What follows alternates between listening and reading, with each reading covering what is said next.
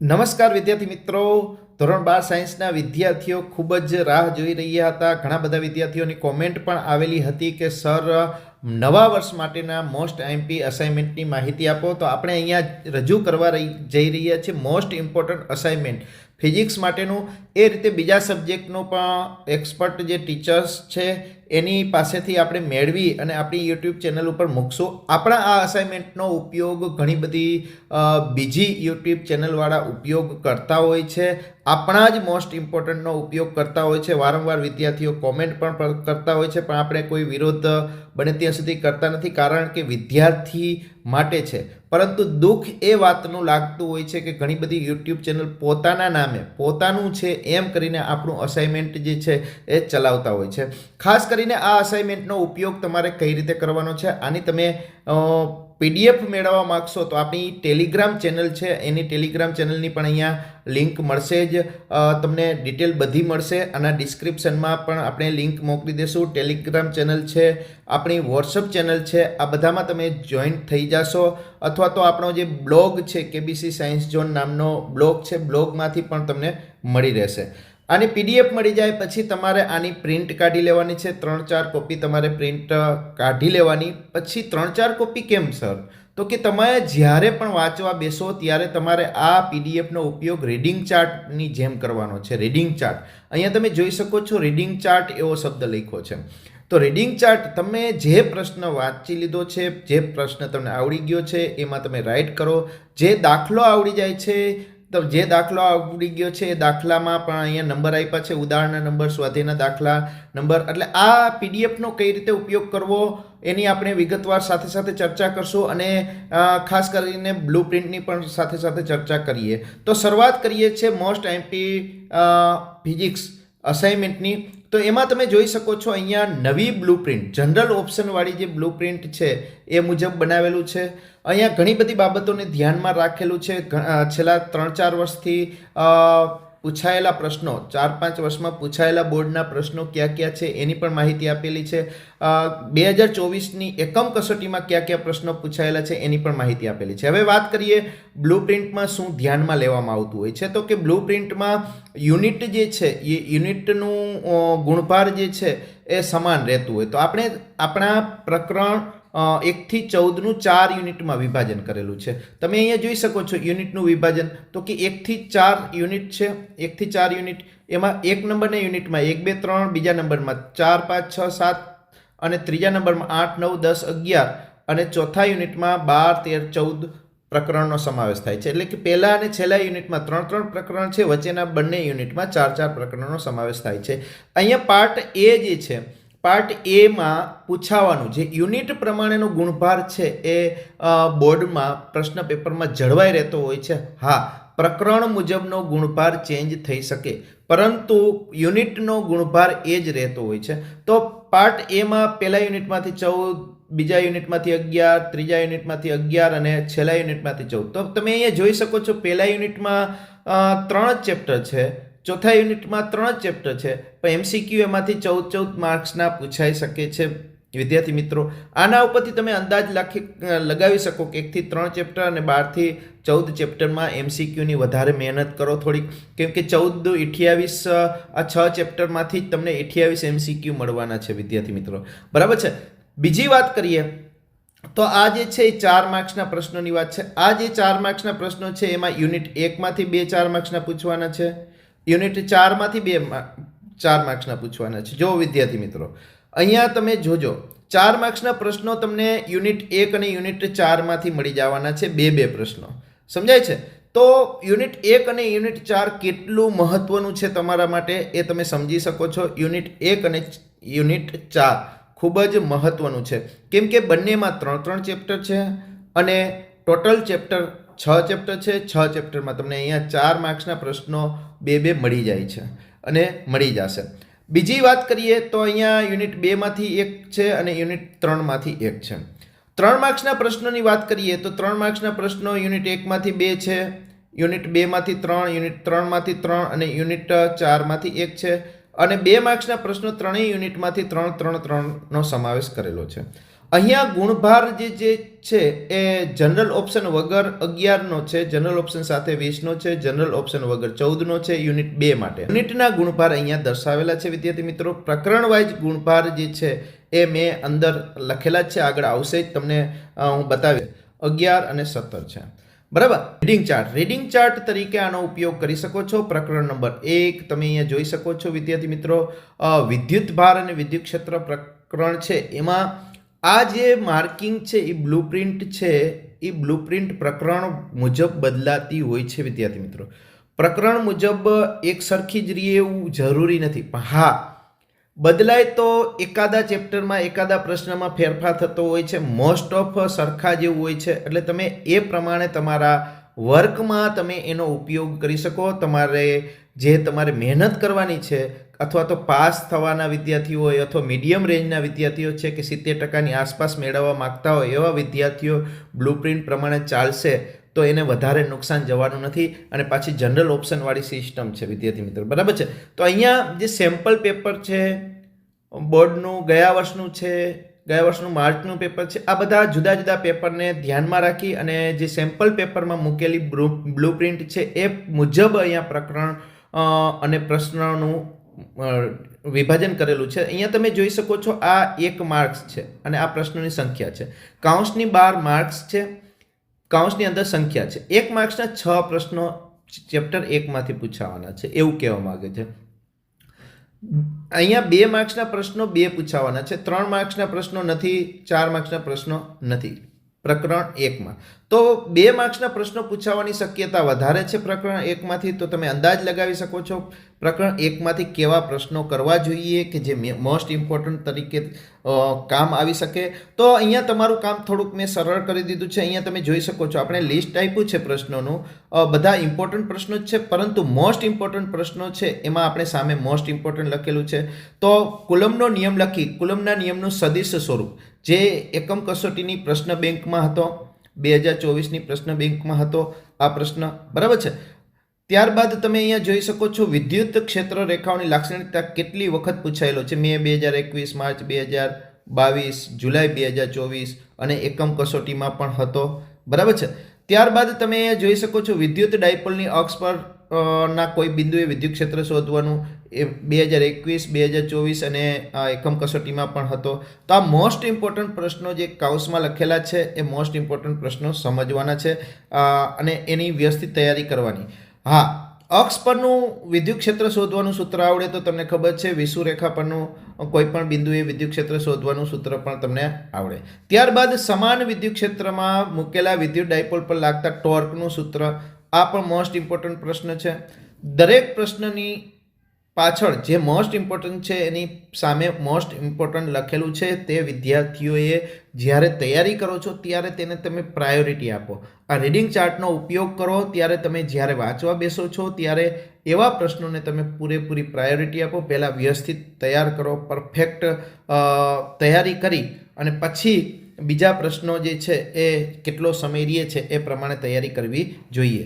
તો અહીંયા તમે જોઈ શકો છો સતત વિદ્યુતભાર વિતરણ જણાવી, સૂત્રો અને એકમો. ત્યારબાદ અહીંયા વિદ્યુત ફ્લક્સ માટેનો ગોસનો નિયમ એકમ કસોટીમાં પૂછાયેલો છે અને અહીંયા ગોસનો નિયમનો ઉપયોગ કરી અનંત લંબાઈના તાર માટે ઘણી વખત પૂછાયેલો પ્રશ્ન છે, બરાબર. મોસ્ટ ઇમ્પોર્ટન્ટ પ્રશ્ન છે. આ વખતે આ એકમ કસોટીમાં આ પ્રશ્ન પણ હતો.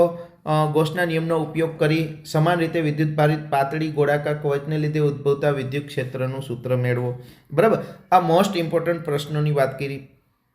ખાસ કરીને તમારે આના જે પ્રશ્નો કેવી રીતે લખવા, કેટલું લખવું, એકદમ સિમ્પલ રીતે આપણે મટીરિયલ બનાવેલું છે. આપણા બ્લોગમાં પણ મળી જશે, અથવા તો તમે આપણી ટેલિગ્રામ ચેનલ જોઈન્ટ કરશો તો એમાંથી પણ તમને PDF મળી શકશે. માર્ચ 2025નું વ્યવસ્થિત અલગ જે ડિલીટેડ કોર્સ છે એ ડિલીટ કરી અને વ્યવસ્થિત આના જવાબો સાથેનું મટીરિયલ આપણે બનાવેલું છે. એ મટીરિયલ તમે મેળવવા માગતા હોય તો તમે આપણે મેલ આઈડીમાં મેલ પણ કરી શકશો, બરાબર. તો એની PDF તમને મળી જશે. ત્યારબાદ આપણે ઉદાહરણો, તો આ ઉદાહરણ નંબર અને સ્વાધ્યાયના દાખલા નંબર જે નવી આવૃત્તિ છે ડિલીટેડ કોર્સ પછીની 2023-24ની જે આવૃત્તિ છે પાઠ્યપુસ્તકની એમાં જે નંબર આપેલા છે એ નંબર મુજબ છે. એમાં અંડરલાઇન કરેલા જે ઉદાહરણ નંબર છે અથવા સ્વાધ્યાયના દાખલા નંબર છે એ તમારે મોસ્ટ ઇમ્પોર્ટન્ટ સમજવાના છે વિદ્યાર્થી મિત્રો. બરાબર, તો આ હતી આપણે પ્રકરણ 1ની વાત. અત્યારે તમે ટેમ્પરરી જો જરૂર હોય તો તમે સ્ક્રીનશોટ પણ આનો લઈ શકો છો. બરાબર, કેમ કે PDF તમને થોડીક મળતા વાર લાગશે. ચેપ્ટર નંબર 2, સ્થિત વિદ્યુત સ્થિતિમાન અને કેપેસિટન્સ. સ્થિત વિદ્યુત સ્થિતિમાન અને કેપેસિટન્સ, તો અહીંયા તમે જોઈ શકો છો વિદ્યુત ડાયપોલના લીધે કોઈ બિંદુએ ઉદ્ભવતું વિદ્યુત સ્થિતિમાન સૂત્ર 2022માં પૂછાયેલો છે, 2024માં પૂછાયેલો છે. 4 માર્ક્સ માટે મોસ્ટ ઇમ્પોર્ટન્ટ પ્રશ્ન છે.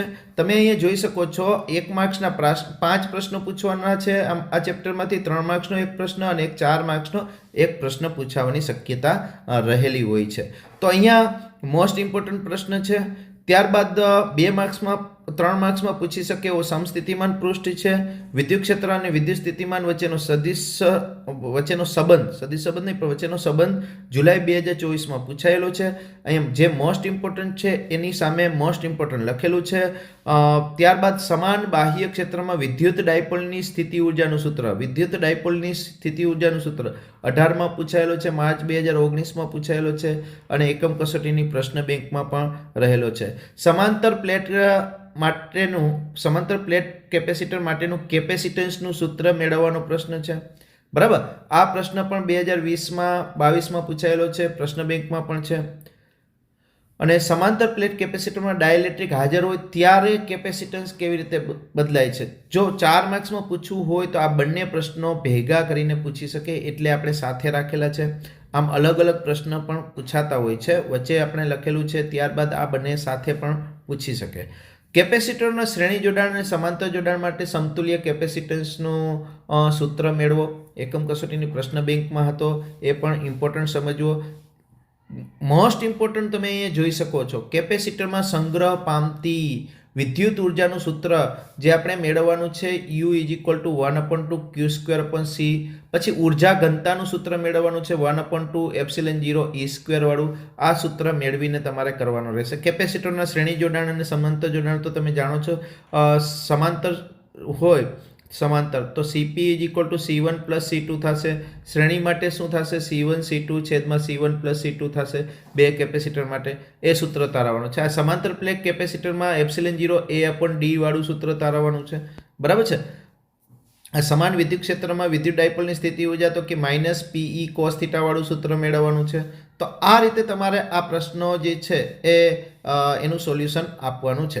ત્યારબાદ પ્રકરણ નંબર 3ની વાત કરીએ. વિદ્યાર્થી મિત્રો, જો આ પ્રકરણ ખૂબ જ અગત્યનું છે. અગત્યનું એટલા માટે કે ભલે 1 માર્ક્સના 3 પ્રશ્નો છે, ઓછા છે, પરંતુ 2 માર્ક્સનો એક પ્રશ્ન આ ચેપ્ટરમાંથી પૂછાવાનો છે, 3 માર્ક્સનો આ ચેપ્ટરમાંથી પ્રશ્ન પૂછાશે અને 4 માર્ક્સનો પણ પ્રશ્ન હશે. તો 2 માર્ક્સનો એક પ્રશ્ન છે, 3 માર્ક્સનો એક છે અને 4 માર્ક્સનો એક પ્રશ્ન હશે. તો 2 માર્ક્સ, 3 માર્ક્સ અને 4 માર્ક્સ બધામાં પૂછી શકાય એવા પ્રશ્નો હશે. એટલે આમાં મોસ્ટ ઇમ્પોર્ટન્ટ પ્રશ્નોની સંખ્યા થોડીક વધારે રાખેલી છે.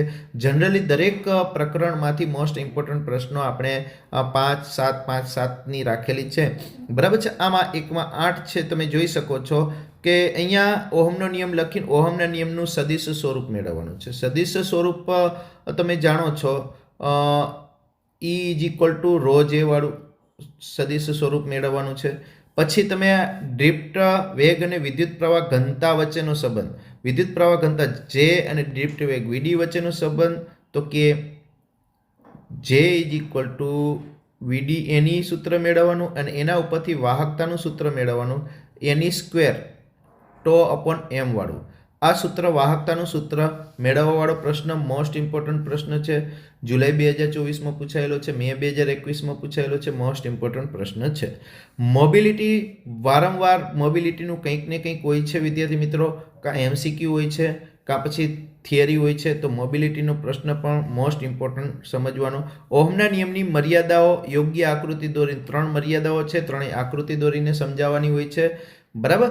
ત્યારબાદ વિદ્યુત કોષો છે એના સમતુલ્ય મેપ શોધવાનું છે, પણ શ્રેણી જોડાણ માટે સમતુલ્ય EMF તમને ખબર છે epsilon equivalent is equal two epsilon 1 plus epsilon 2 અને R equivalent is equal two R1 plus R2 વાળી જે થિયરી છે એ.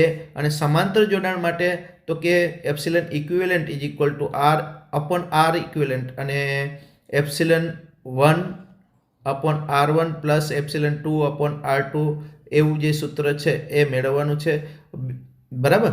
ત્યારબાદ કિર્ચોફના બંને નિયમો વારંવાર પૂછાયેલા છે. મે 2021, માર્ચ 2022 એકમ કસોટી બંનેના વિધાન લખવાના છે, કયા સંરક્ષણના નિયમ પરથી મેળવવામાં આવે છે એની વાત કરવાની છે. તમે જોઈ શકો છો વિસ્ટન બ્રિજ ક્યાં 2018, 19, 2024 એકમ કસોટી, બરાબર.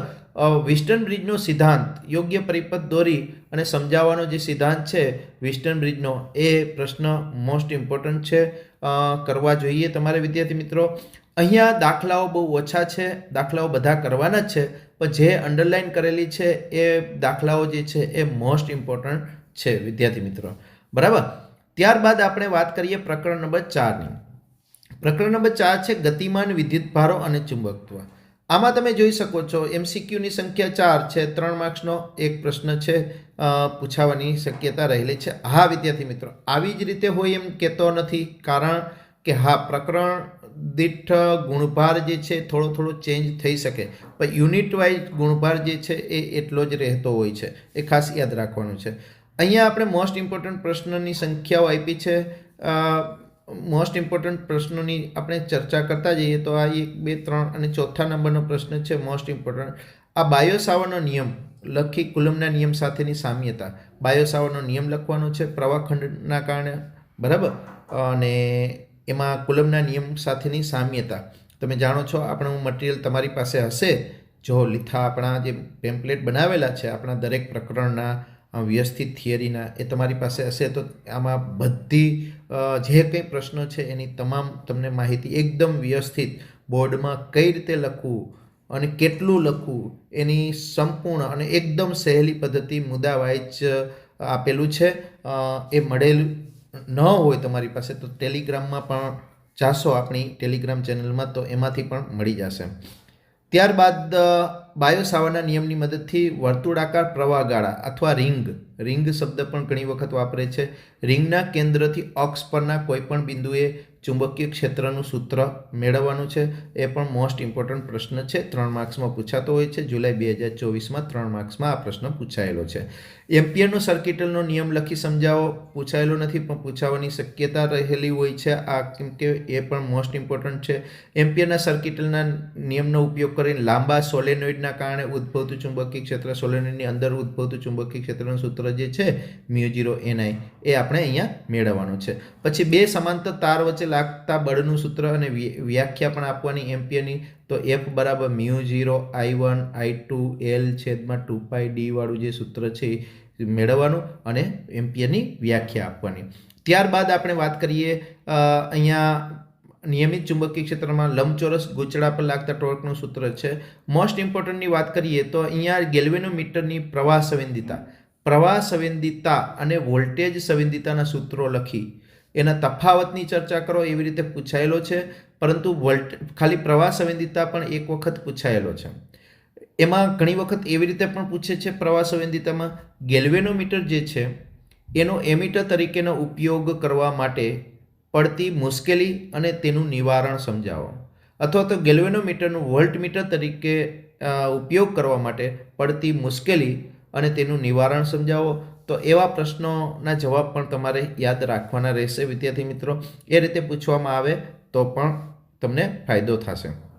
અહીંયા આપણે જે પીડીએફની ચર્ચા કરીએ છીએ દરેક પ્રશ્નની કઈ રીતે પૂછે છે એની સાથે સાથે ચર્ચા કરશો, એટલે તમે વિડીયો જોશો તો તમને દરેક પ્રશ્નની સાથે સાથે સમજૂતી યાદ આવી જશે કે કયા પ્રશ્નમાં કેવી રીતે લખવું, શું લખવું, એની પણ માહિતી મળી જશે. ખાલી પીડીએફ તમારા હાથમાં આવશે એના કરતાં તમે આ વિડીયો જોશો તો ઘણો બધો બેનિફિટ થશે. ચુંબકીય ક્ષેત્ર રેખાઓની લાક્ષણિકતાઓ.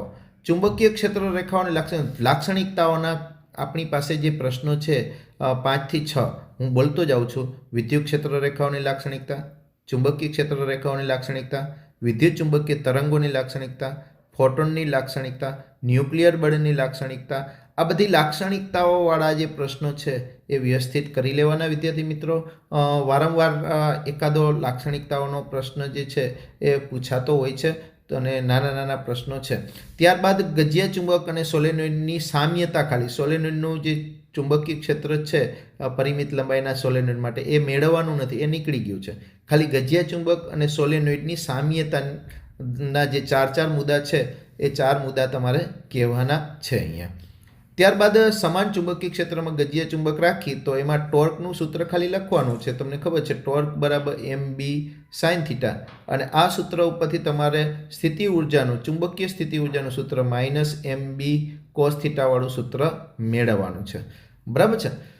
સ્થિતિ ઉર્જાનું સમાન ચુંબકીય ક્ષેત્રમાં ગજિયા ચુંબક એટલે કે ડાયપોલ પણ કહી શકાય, ગજિયા ચુંબકને ચુંબકીય ડાયપોલ પણ કહી શકાય. એ ડાયપોલ પર લાગતા ટોર્કનું સૂત્ર થયું. ત્યારબાદ ચુંબકત્વ માટેનો ગોસનો નિયમ, ચુંબકત્વ માટેનો ગોસનો નિયમ નાની એવી આકૃતિ છે, આકૃતિ દોરી અને ગોસનો નિયમ ખાલી સમજાવવાનો છે. 2 માર્ક્સમાં એક વખત માર્ચ 2023માં પૂછાયેલો છે. 5મા પ્રશ્નની વાત કરીએ, મેગ્નેટાઇઝેશન એટલે શું? મેગ્નેટાઇઝેશનની સમજૂતી એટલે સુધીનું પૂછાયેલું છે 2021માં. પણ મેગ્નેટાઇઝેશન અને મેગ્નેટિક તીવ્રતા વચ્ચેનો સંબંધ મેળવો એવું પણ પૂછી શકે. એટલે પૂછવાની મેથડ થોડી જુદી હોય, પણ મેગ્નેટાઇઝેશનની વ્યાખ્યા આપવાની છે અને મેગ્નેટાઇઝેશન કેવી રીતે થતું હોય અને મેગ્નેટાઇઝેશન માટે જે સસેપ્ટિબિલિટી છે, મેગ્નેટિક સસેપ્ટિબિલિટીને એની આપણે વાત કરવાની છે, સાપેક્ષ પરમિટિવિટીની, અને એ બધી વાત કરવાની રહેશે. ડાયા, પેરા અને ફેરો ત્રણેય પ્રશ્નો કરવા. અહીંયા ફેરોમેગ્નેટિક પદાર્થ લખેલો નથી પણ કરવો જોઈએ. ફેરોમેગ્નેટિઝમ પ્રશ્ન પણ કરવો જોઈએ. સહેલો પ્રશ્ન છે, એ પણ મોસ્ટ ઇમ્પોર્ટન્ટ પ્રશ્ન કહી શકીએ, મોસ્ટ IMPમાં લઈ શકાય. ફેરોમેગ્નેટિક, ડાયા અને પેરાનો તફાવત કરશો એટલે તમને ડાયા મેગ્નેટિઝમ પૂછે એમાંય પણ કામ આવશે, પેરામેગ્નેટિઝમ પૂછે તો એમાં પણ કામ આવશે. ડાયા પેરાનો તફાવત સ્વરૂપે તમારે એ પ્રશ્ન કરવાનો છે. ત્યારબાદ વાત કરીએ આપણે ચેપ્ટર નંબર 6, વિદ્યુત ચુંબકીય પ્રેરણ. વિદ્યુત ચુંબકીય પ્રેરણ અંગે ફેરેડેનો નિયમ મોસ્ટ ઇમ્પોર્ટન્ટ પ્રશ્ન છે વિદ્યાર્થી મિત્રો. ફેરેડેનો નિયમ તમને ખબર છે, એપ્સિલન = -d∅/dt. n આટા હોય તો n/dt. ચુંબકીય ફ્લક્સ છે અહીંયા ફેરેડેનો નિયમ. બરાબર છે. પછી લેન્ઝનો નિયમ જે છે એ લેન્ઝનો નિયમ ઉર્જા સંરક્ષણનું વિશિષ્ટ કથન છે, એમ સમજાવો, એવી રીતે પૂછી શકાય. હા, આ મોસ્ટ ઇમ્પોર્ટન્ટ પ્રશ્ન છે. ચુંબકીય ક્ષેત્રમાં લંબરૂપે યુ આકારના વાહકની ભુજાઓ પર ગતિ કરતા સળિયામાં ઉદ્ભવતું ગતિકીય EMFનું સૂત્ર એપ્સિલન = BLV વાળું જે સૂત્ર છે એ સૂત્ર મેળવવાનું છે. એકાદી વખત લોરેન્જ બળથી આ એપ્સિલન = BLV વાળું સૂત્ર મેળવવાનું પણ પૂછાયેલું છે. તો એકમ કસોટીના પેપરમાં લોરેન્જ બળથી એ આ સૂત્ર મેળવવાનો પ્રશ્ન પૂછેલો છે. તો એ પ્રશ્ન આપણે જે મટીરિયલમાં જે છે એ બંનેને થોડુંક ડિવાઈડ કરેલું છે. એક યુ આકારના વાહક સળિયામાં ગતિક EMFનું સૂત્ર મેળવો, પછી એમાં નીચે લોરેન્જ બળથી કેવી રીતે મેળવવો એનો પાર્ટ પણ આપેલો છે, તમે જોઈ શકશો. ત્યારબાદ અન્યોન્ય પ્રેરકત્વની 2 વ્યાખ્યા.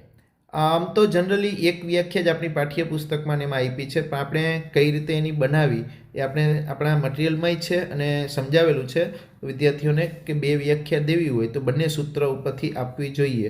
અન્યોન્ય પ્રેરકત્વનું સૂત્ર છે, દાખલા તરીકે M21 = ∅2/I1 થાય. એક વ્યાખ્યા આના ઉપરથી આપવાની છે અને એક વ્યાખ્યા ε2 = M21 di1/dt ઉપરથી આપવાની છે. આમાં M21 ને કરતા કરશો તો આના ઉપરથી આ બંને સૂત્ર ઉપરથી વ્યાખ્યા આપી શકો અને તે કઈ કઈ બાબત ઉપર આધાર રાખે છે એ સમજાવવાનું છે. ખાસ કરીને મોસ્ટ ઓફ પૂછાયેલો પ્રશ્ન જે છે આત્મપ્રેરિત EMF છે.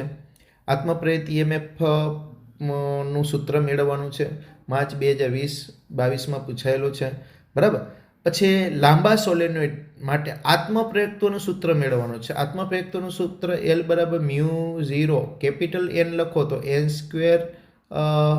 A/L થશે અને સ્મોલ n લખો તો સ્મોલ n² તો L ગુણાકારમાં આવશે. બરાબર છે.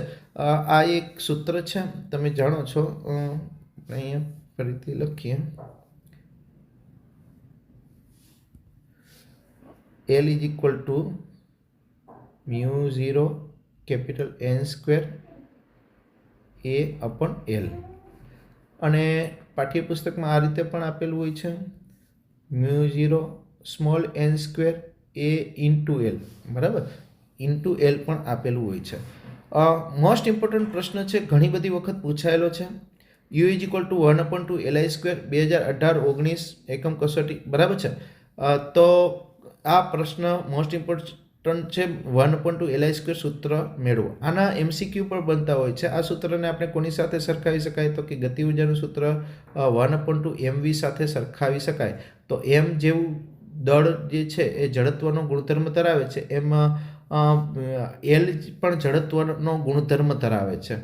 એમ યાંત્રિક શાસ્ત્ર છે, એમાં આ જે છે એ ઇલેક્ટ્રોડાયનેમિક્સમાં એલ જે છે એ જડત્વનો ગુણધર્મ ધરાવે છે. એ પ્રશ્ન પણ ઇમ્પોર્ટન્ટ છે, MCQમાં પણ કામ આવતો હોય છે. એસી જનરેટરની આકૃતિ દોરી EMFનું સૂત્ર મેળવો. એકમ કસોટીમાંની જે પ્રશ્ન બેંક છે એમાં પૂછેલો છે, બરાબર. આના મોસ્ટ ઇમ્પોર્ટન્ટ પ્રશ્નો, દાખલા તો બને ત્યાં સુધી બધા કરવાના જ છે ફિઝિક્સમાં, પણ પહેલી પ્રાયોરિટી તમે જે અંડરલાઇન કરેલા છે એવા દાખલાઓ તમારે વ્યવસ્થિત કરવાના, જેથી કરીને કોઈ પણ ભૂલ રહે નહીં. વ્યવસ્થિત, આ મોસ્ટ ઇમ્પોર્ટન્ટ છે, એક કોન્ફિડન્સ લાવવા માટેનું સાધન છે, બરાબર છે. અહીંયા આમ જોવા જઈએ તો આ રીડિંગ ચાર્ટનો ઉપયોગ તમારે કઈ રીતે કરવાનો છે? તો કે એક કોન્ફિડન્સ લાવવા માટે તમારે જે કંઈ આવડે છે એ તમારે ટીક માર્ક કરતું જવાનું છે. ચેપ્ટર નંબર 7 ખૂબ જ અગત્યનું, ખૂબ જ સહેલું ચેપ્ટર, સહેલામાં સહેલું ચેપ્ટર છે. અને અગત્યનું એટલા માટે છે, 2 માર્ક્સનો પ્રશ્ન પૂછવાનો છે આમાંથી, અને 3 માર્ક્સનો પૂછવાનો છે, અને 4 માર્ક્સનો પણ પૂછવાના છે. તો અહીંયા તમે જોઈ શકો છો, આ બધા પ્રશ્નો ઇમ્પોર્ટન્ટ છે. માત્ર અવરોધક પરિપથ માટે, માત્ર ઇન્ડક્ટર પરિપથ માટે, માત્ર કેપેસિટર પરિપથ માટે, અને LCR શ્રેણીમાં હોય ત્યારે ફેઝર ડાયાગ્રામનો ઉપયોગ કરી તત્કાલીન પ્રવાહ, ઇમ્પિડન્સ અને કડા તફાવતનું સૂત્ર મેળવવાનું. LCR શ્રેણી પરિપથમાં સરેરાશ પાવરનું સૂત્ર અને એના જુદા જુદા કિસ્સાની ચર્ચા કરવાની. ખૂબ જ ઇમ્પોર્ટન્ટ પ્રશ્ન છે. ટોટલ આપણે 6 પ્રશ્નો મૂક્યા છે, એમાં આ 5 પ્રશ્ન તો પરફેક્ટ કરવાના. ટ્રાન્સફોર્મર પણ વાંચી લેવાનું, એકદમ સહેલું છે. Step up step down transformer, એમાંથી MCQ પણ આવતા હોય છે, બરાબર. અને આના બધા જ દાખલા કરવાના. એટલે આ જે ચેપ્ટર છે, અહીંયા આપેલું ચેપ્ટર છે, એ બધા જ પ્રશ્નો, ફૂલ પૂરેપૂરું આ છે 6 પ્રશ્નો, અને બધા જ દાખલાઓ આ ચેપ્ટરના કરવા જોઈએ. પ્રકરણ નંબર 8ની વાત કરીએ તો આમાંથી મોસ્ટ ઓફ MCQ જ પૂછાવાના હોય છે, પણ કદાચ જનરલ ઓપ્શનવાળી સિસ્ટમ છે અને કોઈ સેટ કરવા માટે જનરલ ઓપ્શન માટે એકાદો 2 માર્ક્સનો પૂછે તો પૂછી શકે, ન જ પૂછે એવું નથી. કારણ કે 2 માર્ક્સનું આ ગુણભાર છે, પણ 3 માર્ક્સનો કરી નાખે. એકાદો MCQ પૂછે અને 2 માર્ક્સનો પ્રશ્ન પૂછી શકે. પ્રકરણનો ગુણભાર ચેન્જ થઈ શકે, મેં તમને કીધું એમ. યુનિટનો ગુણભાર ચેન્જ થવાનો નથી. તો યુનિટને ધ્યાનમાં રાખી તમે સ્માર્ટ મહેનત કરશો તો ઓછી મહેનતે ખૂબ જ સારા માર્ક્સ મેળવી શકશો. ત્યારબાદ ફક્ત અહીંયા MCQ પૂછવાના છે એવું લખેલું છે, તો ન જ પૂછે એવું નથી, પણ પૂછે તો આ 2 પ્રશ્નો ખાસ કરવા જોઈએ. બાકી પૂછાવાની શક્યતા ઓછી છે. MCQ જ હશે, ગુણભાર જ 2 માર્ક્સનો છે.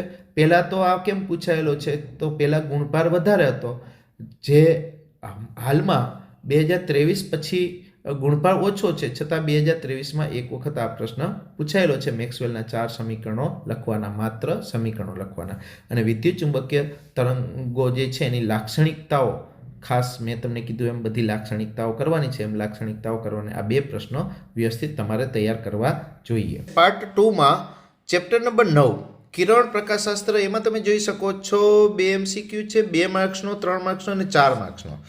2, 3 અને 4 બધામાં પૂછાઈ શકે એવા પ્રકારના પ્રશ્નો છે આમાંથી. તો આ ચેપ્ટરને પણ મહત્વનું સમજવાનું. તમે જોઈ શકો છો મોસ્ટ MP પ્રશ્નની વાત કરીએ.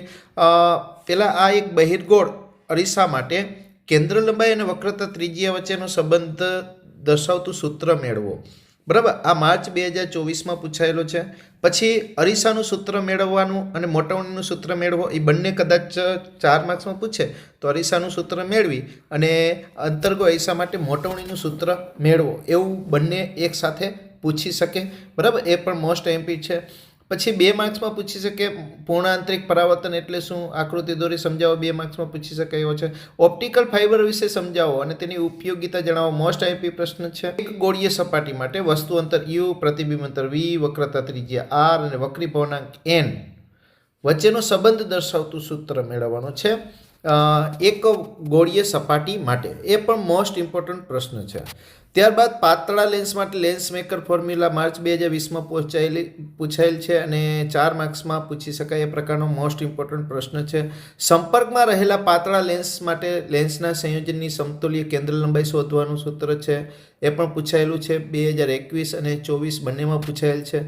બરાબર. સાથે સાથે પાવર અને મોટવણીનું સૂત્ર, સંપર્કમાં રહેલા લેન્સ માટે પાવર અને મોટવણીના સૂત્રો પણ લખો, એ રીતે પણ પૂછી શકે. તો એ પણ મોસ્ટ ઇમ્પોર્ટન્ટ પ્રશ્ન છે. ત્યારબાદ એક ખૂબ જ અગત્યનો પ્રશ્ન અને ઘણી બધી વખત પૂછાયેલો છે પ્રિઝમ માટે. પ્રિઝમ કોણ એ, વિચલન કોણ ડેલ્ટા, આપાત કોણ આઈ અને નિર્ગમન કોણ ઈ વચ્ચેનો સંબંધ દર્શાવતું સૂત્ર મેળવો. આટલે સુધી 2 માર્ક્સમાં પૂછી શકે છે, એક વખત પૂછાયેલો છે. ત્યારબાદ વક્રી ભવનાંક શોધવાનું સૂત્ર મેળવો. એ 2020, 19, 21, 22, 24 અને એકમ કસોટી મોસ્ટ ઓફ બધી પરીક્ષામાં પૂછાયેલો એ પ્રકારનો પ્રશ્ન છે. એટલે મોસ્ટ ઇમ્પોર્ટન્ટ પ્રશ્ન આ સમજવો પ્રિઝમ કોણ માટે અને એનું વક્રી ભવનાંક શોધવાનો બંને પ્રશ્નો છે. આ એકદમ સિમ્પલ પ્રશ્ન આપણે આપણા મટીરિયલની અંદર આપેલ છે. વિદ્યાર્થી મિત્રો, આપણું મટીરિયલ તમારી પાસે હશે તો દરેક આ પ્રશ્નોની વિગતવાર વ્યવસ્થિત સમજૂતી આપી છે એકદમ સિમ્પલ રીતે. ત્યારબાદ સાદા માઇક્રોસ્કોપ છે એનો સિદ્ધાંત જણાવી સાદા માઇક્રોસ્કોપની રેખીય મોટવણી અને કોણીય મોટવણીના સૂત્રો મેળવવાના છે. સંયુક્ત માઇક્રોસ્કોપ મોસ્ટ ઇમ્પોર્ટન્ટ 4 માર્ક્સમાં આ ચેપ્ટરમાંથી 4 માર્ક્સનો પ્રશ્ન હોય જ છે. એટલે આ ચેપ્ટરમાંથી 4 માર્ક્સ માટે તમારે વ્યવસ્થિત તૈયારી કરવી જોઈએ. સંયુક્ત માઇક્રોસ્કોપ જે છે એની રચના અને સંયુક્ત માઇક્રોસ્કોપની કુલ મોટવણીનું સૂત્ર મેળવો. આકૃતિ દોરવાની હોય છે, કુલ મોટવણીનું સૂત્ર મેળવવાનું હોય છે. અથવા તો આમાં 4 માર્ક્સમાં પૂછી શકાય એવો સંયુક્ત માઇક્રોસ્કોપના 3 દાખલા છે, એ 3 દાખલા પણ કરવા જોઈએ. આ એક થિયરી અથવા 3 દાખલા, આ 4 વસ્તુમાંથી એકાદી વસ્તુ આવતી હોય છે ઘણી વખત. બરાબર. ત્યારબાદ ચેપ્ટર નંબર 10ની વાત કરીએ તો તરંગ પ્રકાશશાસ્ત્ર. તરંગ પ્રકાશશાસ્ત્ર આ ચેપ્ટરમાં 2 માર્ક્સનું અને 3 માર્ક્સનું બંને હશે વિદ્યાર્થી મિત્રો. તો આ પણ મોસ્ટ ઇમ્પોર્ટન્ટ પ્રકરણ છે, કેમ કે આમાંથી ઘણું બધું ડિલીટેડ કોર્સમાં જતું રહ્યું છે. એટલે હાલમાં આ ચેપ્ટર ખૂબ જ નાનું થઈ ગયું છે. એક તો હાઇગેન્સનો સિદ્ધાંત લખી સમતલ તરંગગ્રહ માટે પણ પૂછી શકે અને ગોળાકાર તરંગગ્રહ માટે પણ પૂછી શકે. ગોળાકાર તરંગગ્રહ સમજાવો. બીજું, હાઇગેન્સનો સિદ્ધાંત લખી તરંગનું, સમતલ તરંગનું પરાવર્તન અને વક્રીભવન. પરાવર્તન 2024માં પૂછાયેલું છે, વક્રીભવન એકમ કસોટીમાં 2024માં છે. બરાબર. એટલે આ બંને પ્રશ્નો મોસ્ટ ઇમ્પોર્ટન્ટ છે. ત્યારબાદ અહીંયા જે સુસંબદ્ધ તરંગો છે એ તરંગોની સંપાતીકરણની અસર સમજાવી. સહાયક અને વિનાશક વ્યતિકરણની શરતો, ખાલી શરતો યાદ રાખશો તો પણ બહુ મોટો બેનિફિટ થશે વિદ્યાર્થી મિત્રો. બરાબર. સહાયક વિનાશક વ્યતિકરણની શરત માટે એ સલાકોના અંતરના સૂત્ર મેળવવાના. યંગના પ્રયોગની ટૂંકમાં સમજૂતી આપવાની, કેમ કે સૂત્ર તારવવાનું નથી. બરાબર છે. પથ તફાવતનું સૂત્ર લખીને કીધું છે, કેમ કે સૂત્ર તારવણી જે છે એ ડિલીટેડ કોર્સમાં જતી રહી છે. તો એ પણ એક મોસ્ટ ઇમ્પોર્ટન્ટ પ્રશ્ન છે. ત્યારબાદ વ્યતિકરણ અને વિવર્તન વચ્ચેના તફાવત સંદર્ભમાં રિચર્ડ ફિનમેને જે વિધાન આપ્યું છે, 2-3 લીટીનું પાઠ્યપુસ્તકમાં વિધાન આપેલું છે. આ વિધાન મોસ્ટ ઇમ્પોર્ટન્ટ છે વિદ્યાર્થી મિત્રો, 2 માર્ક્સમાં પૂછી શકે એ પ્રકારનું છે. હા, વ્યતિકરણ અને વિવર્તનનો જે તફાવત હતો એ આખો તફાવત નીકળી ગયેલો છે, પણ એના સંદર્ભમાં રિચર્ડ ફિનમેને જે સ્ટેટમેન્ટ આપેલું છે એ સ્ટેટમેન્ટ વ્યવસ્થિત તમારે તૈયાર કરવું પડશે. મોસ્ટ ઇમ્પોર્ટન્ટ છે. હા, ધ્રુવીભવનના ઘણા બધા પ્રશ્નો હતા, એમાંથી હવે આપણી પાસે એક જ પ્રશ્ન વધ્યો છે, બાકી ડિલીટેડમાં જતા રહીએ છે. એક તો પ્રકાશનું ધ્રુવીભવન એટલે શું અને પોલેરોઇડથી થતું ધ્રુવીભવન સમજાવી. માલસનો નિયમ મેળવવાનો પ્રશ્ન, એક જ પ્રશ્ન અત્યારે આપણી પાસે ધ્રુવીભવનનો છે, એટલે એ પ્રશ્નને પણ આપણે મોસ્ટ ઇમ્પોર્ટન્ટ સમજવો. ત્યારબાદ દાખલા, ઉદાહરણ અને દાખલા નંબર અહીંયા આપેલા છે મોસ્ટ ઇમ્પોર્ટન્ટ.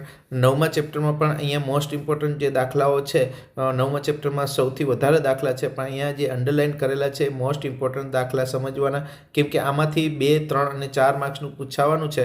તો આમાં દાખલા અમુક 4 માર્ક્સમાં મોસ્ટ ઇમ્પોર્ટન્ટ છે, અમુક 3 માર્ક્સમાં પૂછી શકાય એવા મોસ્ટ ઇમ્પોર્ટન્ટ દાખલાઓ અહીંયા સિલેક્ટ કરેલા છે. ત્યારબાદ ચેપ્ટર નંબર 11ની વાત કરીએ તો 11માં વિકિરણ અને દ્રવ્યનો દ્વૈત પ્રકૃતિ. બરાબર. અહીંયા આ ચેપ્ટરમાંથી ઘણું બધું પૂછાતું હોય છે બોર્ડની પરીક્ષામાં. તો અહીંયા તમે જોઈ શકો છો 2 માર્ક્સ અને 3 માર્ક્સ બંનેમાં છે અને 5 MCQ તો આ ચેપ્ટરમાં ઘણી વખત અહીંયા ફેરફાર થતો હોય છે બ્લુપ્રિન્ટમાં. આ 5 MCQના બદલે 3 MCQ કરી આમાં 2 પ્રશ્નો પૂછી શકે, અથવા તો 4 માર્ક્સનો પ્રશ્ન કરી 2 માર્ક્સનો કાઢી નાખે, એવું પણ કરી શકે છે. 4 માર્ક્સના પ્રશ્નો કયા ચેપ્ટરમાંથી સિલેક્ટેડ છે, અને એવું લાગશે તો આપણે એકાદો વિડીયો એવો બનાવશું કે જે ફક્ત 4 માર્ક્સના પ્રશ્નો અને 4 માર્ક્સના દાખલા જ દર્શાવીએ. કયા 4 માર્ક્સના પ્રશ્નો છે, ટોટલ 1 થી 14માંથી કયા ચેપ્ટરમાંથી 4 માર્ક્સનો પ્રશ્ન પૂછાવાનો છે, કયા 4 માર્ક્સના પ્રશ્નો પૂછાઈ શકે તેવા છે, અને દાખલાઓ કયા 4 માર્ક્સમાં પૂછી શકે એવા છે, એનું અલગ એક PDF બનાવી અને આપણે એક વિડીયો બનાવશું ચોક્કસ તમારા માટે. તો અહીંયા આ ચેપ્ટરમાંથી કયા પ્રશ્નો કરવા જોઈએ કે જેમાંથી આવી જવાની શક્યતા મોસ્ટ ઓફ રહેતી હોય છે. ધાતુમાંથી ઇલેક્ટ્રોનના ઉત્સર્જન માટે એક તો વર્ક ફંક્શનની વ્યાખ્યા સમજાવવાની છે. ઉત્સર્જનની જે રીત છે, આપણે ઇલેક્ટ્રોનના ઉત્સર્જનની ક્ષેત્રીય ઉત્સર્જન, ત્યારબાદ થર્મિયોનિક એટલે કે તાપીય ઉત્સર્જન અને ફોટોઇલેક્ટ્રિક અસર, એ રીતો લખી અને સમજાવવાની હોય છે. અને ત્યારબાદ ફોટોઇલેક્ટ્રિક અસર માટે પ્રકાશની તીવ્રતાની તથા વિદ્યુત સ્થિતિમાનની ફોટોઇલેક્ટ્રિક અસર પર અસર, આ બધામાં આ 1 અને 2 આ બંને પ્રયોગની સારાંશ જે છે એ આ પ્રાયોગિક લાક્ષણિકતાઓ અને અવલોકનના સારાંશમાં એનો સમાવેશ થઈ જાય છે. એટલે આ એક પ્રશ્ન છે. આ તરંગવાદની નિષ્ફળતા એ બીજો પ્રશ્ન છે. પણ ઘણી વખત આ બંનેને ભેગા પૂછી શકે છે, એટલે આપણે સાથે રાખ્યા છે. પણ ખાલી અવલોકનનો સારાંશ પણ પૂછી શકે, 2 માર્ક્સમાં પૂછે તો 3 માર્ક્સમાં અવલોકનના સારાંશ પરથી તરંગવાદની નિષ્ફળતા સમજાવો એવું પણ પૂછી શકે, 4 માર્ક્સમાં પૂછી શકે તો પણ બંને સાથે ભેગા કરીને પૂછી શકે. તો આ ખાલી અવલોકનોનો સારાંશ 2024માં પૂછાયેલો છે, તરંગવાદની નિષ્ફળતા 2022માં પૂછાયેલી છે. એ મોસ્ટ ઇમ્પોર્ટન્ટ પ્રશ્ન સમજવાનો છે. આ પ્રશ્નને મોસ્ટ ઇમ્પોર્ટન્ટ પ્રશ્ન તરીકે તમે જોઈ શકો છો.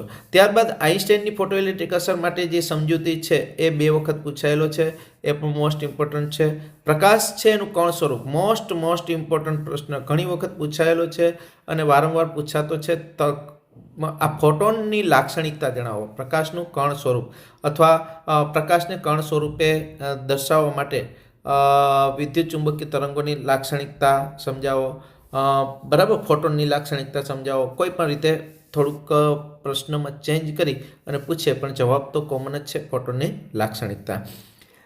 દ્રવ્ય તરંગ માટે ડી બ્રોગલી તરંગલંબાઈનું સમીકરણ સમજાવો. એ સમીકરણ નાનું થઈ ગયું છે, ખાલી એ આપણે લેમ્બડા =H/mv સુધી આપણે મેળવવાનું હોય છે. પાછળનું જે છે એ ડિલીટેડ થઈ ગયું છે, એટલે તમારે એ કરવું હોય તો એટલે સુધી પ્રશ્ન કરવો જોઈએ. ખાસ કરીને મોસ્ટ ઇમ્પોર્ટન્ટ પ્રશ્નો અહીંયા 4 પ્રશ્નો આપ્યા છે. ખાસ કરીને આ ચેપ્ટરમાંથી દાખલા બધાય કરવા જોઈએ, કેમ કે દાખલાઓ વ્યવસ્થિત સારા અને પૂછી શકાય એવા દાખલાઓ છે. એટલે ઉદાહરણ અને સ્વાધ્યાયના દાખલા ને એકદમ સિમ્પલ છે, અહીંયા નંબર આપેલા છે, એ બધા દાખલા તમારે કરવા જોઈએ.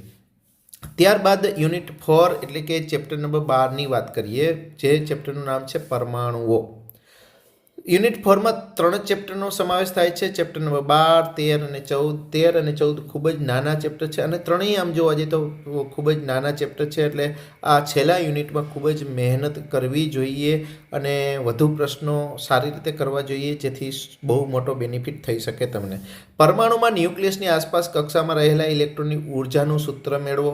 ઇલેક્ટ્રોનની ઉર્જાનું, કક્ષાની આસપાસ ઇલેક્ટ્રોનની જે ઉર્જા છે, ગતિ ઉર્જા, સ્થિતિ ઉર્જા, અને ગતિ ઉર્જા અને સ્થિતિ ઉર્જાનો સરવાળો એટલે કુલ ઉર્જા, એ ઉર્જાના સૂત્રો મેળવવા માટેનો પ્રશ્ન છે. મોસ્ટ ઇમ્પોર્ટન્ટ સમજવો.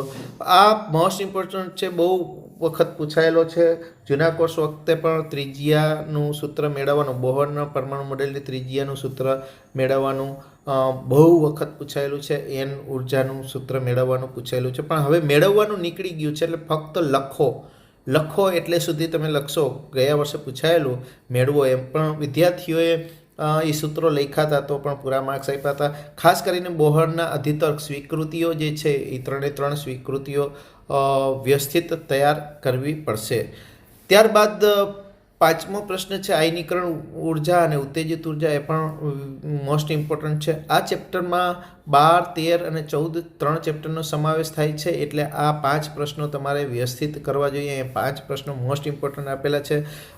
ત્યારબાદ પરમાણુમાં ઇલેક્ટ્રોન તરંગ તરીકે વર્તે તે માટે કોણીય વેગમાનનું ક્વોન્ટાઇઝેશન અને એના માટે ડી બ્રોગલીની જે સમજૂતી છે એ સમજૂતીવાળો પ્રશ્ન કરવો, બોહરના મોડેલની મર્યાદાઓ જણાવો, એ પણ મોસ્ટ ઇમ્પોર્ટન્ટ પ્રશ્નો છે. અહીંયા દાખલા ખૂબ જ ઓછા છે, આટલા જ દાખલા છે, તો આટલા દાખલા વ્યવસ્થિત તૈયાર કરવા જોઈએ. આ દાખલાઓની સંખ્યા પણ ઓછી છે અને પૂછાવાની શક્યતા પણ વધી જાય છે. આમાં 3 થી 4 દાખલા ચેપ્ટરમાંથી એવા પણ છે જે 4 માર્ક્સમાં પૂછી શકાય એવા પ્રકારના છે દાખલાઓ, બરાબર. એટલે ઘણી વખત આ 12મા ચેપ્ટરમાંથી અત્યારે ભલે સેમ્પલ પેપરમાં નથી, પણ ઘણી વખત 12મા ચેપ્ટરમાંથી આ 12, 13, 14 આ 3 ચેપ્ટરમાંથી 4 માર્ક્સનું પૂછવાનું ફિક્સ રહેતું નથી. ઘણી વખત કોઈને કોઈ પ્રશ્ન ચેપ્ટરમાંથી પૂછાય છે, ઘણી વખત 12મા ચેપ્ટરમાંથી પૂછે છે, ઘણી વખત 13મા ચેપ્ટરમાંથી, ઘણી વખત 14મા ચેપ્ટર. આપણે આગળ જોયું કે 12, 13, 14માં 3 ચેપ્ટરમાંથી 2 4 માર્ક્સના હશે.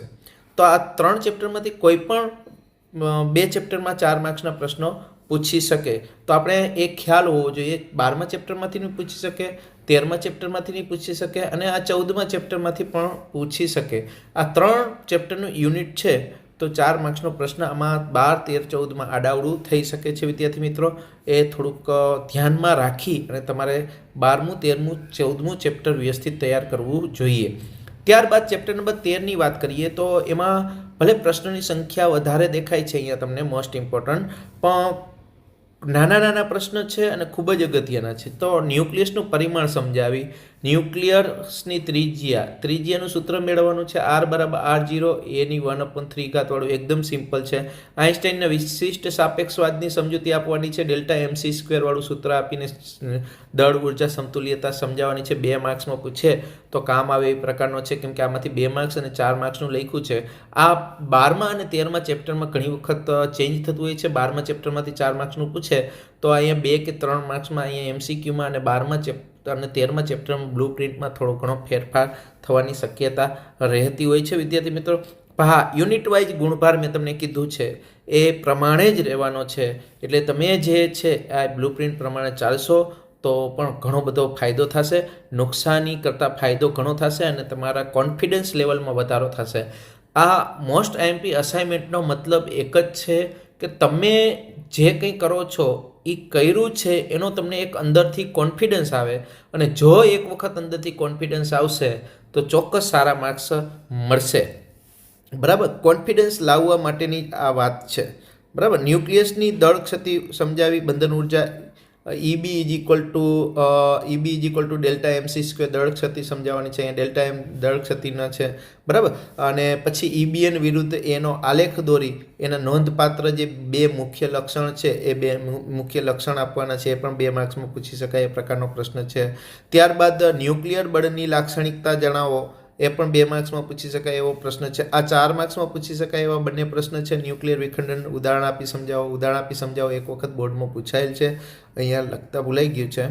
બરાબર, ન્યુક્લિયર વિખંડનના ન્યુક્લિયર સંલયન પ્રક્રિયા એટલે શું, કેટલીક ન્યુક્લિયર સંલયન પ્રક્રિયા લખી, સૂર્યમાં થતી તાપ ન્યુક્લિયર સંલયન પ્રક્રિયા સમજાવો, એ 4 માર્ક્સમાં પૂછાયેલ છે. 4 માર્ક્સમાં પૂછાયેલ છે. જુલાઈમાં આમાં ફેરફાર કરેલો, જુલાઈમાં જે છે આમાં 4 માર્ક્સનો હતો, એને પહેલાં પણ આમાં ફેરફાર થયેલો છે. 12મા ચેપ્ટરમાંથી 4 માર્ક્સનો પૂછ્યો હતો, આમાંથી 3 માર્ક્સનો પૂછ્યો હતો. બરાબર, એટલે 12મા, 13મા અને 14મા ચેપ્ટરમાં થોડોક માઇનોર બ્લુ પ્રિન્ટમાં ફેરફાર થવાની શક્યતા રહેતી હોય છે.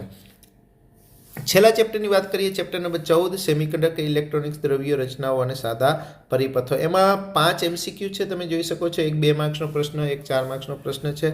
તો ખાસ કરીને વિદ્યાર્થી મિત્રો અહીંયા તમે જોઈ શકો છો, અહીંયા થોડુંક બ્લુ પ્રિન્ટમાં ટોટલમાં ભૂલ છે. 5, 7 ને 4 11 બરાબર છે. અહીંયા પણ 11, આ 7 જે છે એના બદલે 11 હશે. બરાબર. અર્ધવાહકોના મુખ્ય પ્રકારો, પ્રાથમિક અર્ધવાહકો, મિશ્ર અર્ધવાહકો સમજાવો. બરાબર છે. ત્યારબાદ અર્ધવાહકો માટે વેલેન્સ બેન્ડ, કંડક્શન બેન્ડ અને બેન્ડ અંતરાલ સમજાવો. IMP પ્રશ્નમાં અર્ધવાહકોમાં હોલની સંકલ્પના 2 માર્ક્સમાં પૂછી શકાય એવો છે. જૂના કોર્સમાં બહુ વખત પૂછાયેલો છે. ત્યારબાદ ઘણી વખત આમાં છે કાં P પ્રકારના અને N પ્રકારના અર્ધવાહકનો તફાવત આપો એમ પૂછે, અથવા તો એક વખત ખાલી P પ્રકારનો અર્ધવાહક સમજાવો એમ પૂછાયેલું છે, N પ્રકારના અર્ધવાહક સમજાવો એવી રીતે પણ પૂછાતું હોય છે. એટલે આ પ્રશ્ન પણ મોસ્ટ ઇમ્પોર્ટન્ટ સમજવો. ત્યારબાદ ડિપ્લેશન વિસ્તાર એક વખત જૂના કોર્સ વખતે પૂછાયેલો છે. પીએન જંકશન ડાયોડની ફોરવર્ડ બાયસ લાક્ષણિકતા પરિપથ અને આલેખ દોરી સમજાવો. જુલાઈ 2024માં આ પ્રશ્ન પૂછવામાં આવેલો છે. ત્યારબાદ પીએન જંકશન ડાયોડની રિવર્સ બાયસની લાક્ષણિક જૂના કોર્સમાં પૂછાયેલી છે. એટલે આ જે છે એ 4 પ્રશ્ન એવા છે કે ફોરવર્ડ બાયસની લાક્ષણિકતા આવડે તો રિવર્સ બાયસની લાક્ષણિકતા આવડે એ પ્રકારનો છે. ત્યારબાદ અહીંયા તમે જોઈ શકો છો અર્ધ તરંગ રેક્ટિફાયર પ્રશ્ન આવડે તો પૂર્ણ તરંગ રેક્ટિફાયર પ્રશ્ન આવડે. બરાબર. તો આ 4 પ્રશ્ન એવા છે કે એક આવડે તો બીજો પણ આવડે. અને આમાં પણ એવું છે પી પ્રકારનો અર્ધવાહક સમજતા આવડે તો એન પ્રકારનો અર્ધવાહક આવડે. તો તમારે કરવાના શું છે, પી પ્રકારનો આવડે એટલે એન પ્રકારનો આવડે. પી પ્રકારનો અર્ધવાહક એક પ્રશ્ન તમારે સમજી વિચારીને કરવાનો. ફોરવર્ડ બાયસ કરો એટલે રિવર્સ બાયસ આવડે. અર્ધ તરંગ રેક્ટિફાયર કરો તો પૂર્ણ તરંગ રેક્ટિફાયર આવડે. તો કરવાના છે 3 જ પ્રશ્ન, પી, ફોરવર્ડ બાયસ, અર્ધ તરંગ. તો બાકીના 3 સામેથી આવડી જાય છે. બરાબર છે. અને એક હોલની સંકલ્પના. તો 3 ને 4 પ્રશ્ન કરતાં બધું આ ચેપ્ટર આખું આવી જાય છે, 14મું ચેપ્ટર. અને દાખલાઓ આમાં નથી. આ જે નંબર છે એ બધા એમસીક્યુ જ છે, એમસીક્યુ ટાઈપ જ છે. એટલે એમસીક્યુ માટે જ આ ગણવાના છે. 2 દાખલાઓ છે, એક ઉદાહરણ છે આમાંથી અને એક સ્વાધીનનો દાખલો છે જે 2 માર્ક્સમાં પૂછી શકાય એ પ્રકારના દાખલા છે. બાકી દાખલાઓ આમાં છે નહીં. મોસ્ટ ઓફ એમસીક્યુનો સમાવેશ થયેલો છે ચેપ્ટર નંબર 14ની અંદર. તો આ આપણે વાત કરી આખા એક પ્રકરણ નંબર 1 થી 14ના અસાઇનમેન્ટની સાથે સાથે સમજૂતી આપી છે. ભલે આ અસાઇનમેન્ટ આ વિડીયો જોવા માટે તમારી 1 કલાક લાગી હશે, પણ જો તમે આને વ્યવસ્થિત જોયો હશે તો તમારા એક કોન્ફિડન્સ લેવલમાં ચોક્કસ વધારો થયો હશે. વિદ્યાર્થી મિત્રો, આ પીડીએફ તમારા સુધી પહોંચશે તો તમારી પાસે આ પીડીએફ ટચેબલ હશે. કોઈ પણ ચેપ્ટરમાં કોઈ પણ જગ્યાએ તમે ક્લિક કરશો તો તમને એ ચેપ્ટર સમજાવતો વિડીયોમાં લઈ જશે અથવા ફાસ્ટ રિવિઝનમાં લઈ જશે, અથવા તો તમે અહીંયા આ પ્રકારનું એક જોવા મળશે લિસ્ટ. આપણી જે પ્રાયોગિક પરીક્ષા અહીંયા 2024-25 માટેની જે ભૌતિક વિજ્ઞાન પ્રાયોગિક પરીક્ષા માટેની પ્રયોગ યાદી છે અહીંયા આપેલી છે. આ યાદીમાં તમે જે સામેનું બોક્સ છે એ બોક્સ ઉપર ક્લિક કરશો એટલે તમને એ ઓહમનો નિયમ પ્રયોગ છે તો ઓહમના નિયમની કઈ રીતે આકૃતિ દોરવી, પરિપથ કઈ રીતે દોરવો, પરિપથ કઈ રીતે જોડવો, અવલોકન કોઠામાં રીડિંગ કઈ રીતે લેવા, આ બધી જ વિગત તમને એ યુટ્યુબ ચેનલ ઉપર જે વિડીયો આપેલો છે એ વિડીયો પર લઈ જશે. એમ અહીંયા લિસ્ટ આપેલું છે. આ લિસ્ટમાં જે પ્રેક્ટિકલનો વિડીયો તમારે જોવો છે એની સામેની લિંક જે છે એ ક્લિક કરશો એટલે તમને તે વિડીયોમાં લઈ જશે. એ સિવાય એનું જે પ્લેલિસ્ટ જોશો તો અહીંયા પ્લેલિસ્ટનું પણ એક બટન આપેલું હશે. પ્લેલિસ્ટ તમે જોશો તો પ્લેલિસ્ટમાં તમને અવલોકન કોઠો કેવી રીતે બનાવવો, તમારે જે પ્રેક્ટિકલની પરીક્ષા બોર્ડ લે છે એ બોર્ડની પ્રેક્ટિકલની પરીક્ષાની તમામ ડિટેલ આપણી યુટ્યુબ ચેનલ ઉપર તમને મળી જશે. પ્લેલિસ્ટમાં જશો તો પ્લેલિસ્ટમાંથી પણ તમને બધી જ વિગત મળી રહેશે. તો તમે પણ સબસ્ક્રાઈબ કરજો અને તમારા મિત્રોને પણ હેલ્પફુલ થાય એ માટે એને પણ શેર કરો. શક્ય હશે તો બીજા વિષયના ટૂંક સમયમાં આપણે મોસ્ટ આઈએમપી પ્રશ્નોના વિડીયો અપલોડ કરશું. જો તમને આ વિડીયો ઉપયોગી થયો હોય તો શેર કરજો તમારા મિત્રોને અને સબસ્ક્રાઈબ કરજો. થેન્ક યુ વિદ્યાર્થી મિત્રો.